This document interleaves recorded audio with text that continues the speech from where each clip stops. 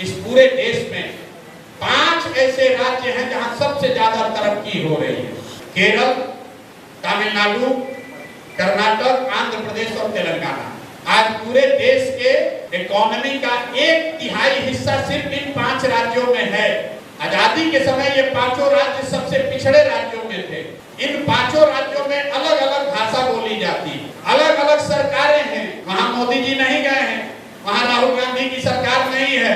5 राज्यों में अलग अलग लोग अलग अलग समय में राज किए हैं। भाषा अलग, विचारधारा अलग, टिपोग्राफी अलग, इकोनॉमी का स्वरूप अलग, लोगों का खान पान अलग। लेकिन एक बात उन 5 राज्यों में कॉमन है जिसने उनको तरक्की के रास्ते पर बैठाया, वो ये है कि पिछले 78 वर्ष में कोई एक नेता, कोई एक दल 10 वर्ष से ज्यादा वहां पर मुख्यमंत्री नहीं बना। जनता पलटती रहती, कितनों काम करोगे, नेता को डर है ना इस बार जनता हटाएगी, दूसरे को देगी। जो दूसरा आदमी आता है ऊपर उस पर दबाव रहता है कि भैया उससे अच्छा नहीं करेंगे तो जनता हरा देगी।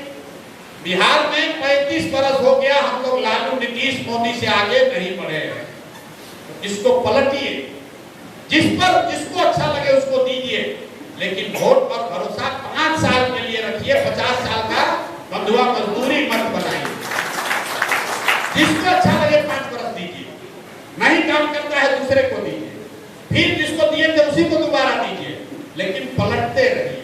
लोकतंत्र में जब तक नेता के मन में ये डर नहीं होगा कि मैं काम नहीं करूंगा तो चुनाव हारूंगा, तब तक कोई काम नहीं करेगा, चाहे वो जनसुराज हो, भाजपा हो, जदयू हो, राजद हो। अगर कल हो के जनसुराज का नेता जीत जाए और उसको मालूम है कि हम चुनाव नहीं हारेंगे, तो वो भी काम नहीं करेगा। परीक्षा का डर ही विद्यार्थी को पढ़ने के लिए मजबूर करता है।